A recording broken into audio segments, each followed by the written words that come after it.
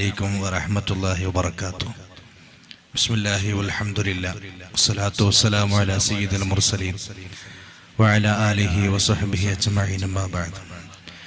ഏറ്റവും ബഹുമാനം ആദരം സ്നേഹം നിറഞ്ഞിട്ടുള്ള ഉക്കട ഉസ്താദ് എന്നറിയപ്പെടുന്ന ബഹുമാനപ്പെട്ട ഷരീഫ് സഖാഫി ഉസ്താദ് അവരുകൾ, അതുപോലെ വേദിയിലിരിക്കുന്ന ഉലമാക്കളെ, ഉമറാക്കളെ, മുത്തഅല്ലിം സുഹൃത്തുക്കളെ, അല്ലാഹു റബ്ബ് സുബ്ഹാനഹു വ തആല നമ്മുടെ ഈ കൂട്ടായ്മ നമ്മിൽ നിന്ന് കബൂൽ ചെയ്യുമാറാവട്ടെ.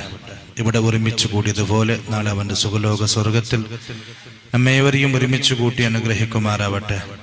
മാഷാ അല്ലാഹ്, ഈ ഒരു സദസ്സ് കാണുമ്പോൾ വല്ലാത്ത സന്തോഷമാണ് ഉദിച്ചു വരുന്നത്.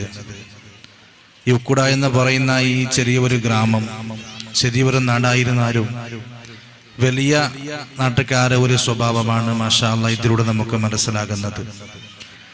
ഒരു നാട്ടില് ദർസ് ഉണ്ട് എന്ന് പറയുമ്പോൾ ആ നാട്ടിന് വലിയൊരു അഭിമാനമാണ്, നാട്ടുകാർക്ക് വലിയൊരു അഭിമാനമാണ്. 56ഓളം മുത്തഅല്ലിങ്ങൾ വരുന്ന വിവിധ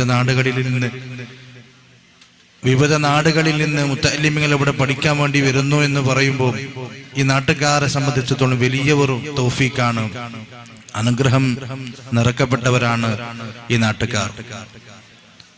ഇന്ന് ദർസ് മാഞ്ഞുകൊണ്ടിരിക്കുന്ന ഈ കാലഘട്ടത്തിൽ ദർസ് തീരെ ഇല്ല.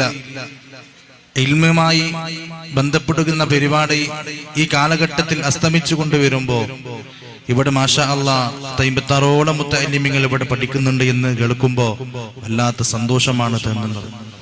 ഇൽമുമായി ശുഗലാവുക, ഇൽമിന് വേണ്ടി സഹായിക്കുക, അതിന് വേണ്ടി സഹകരിക്കുക.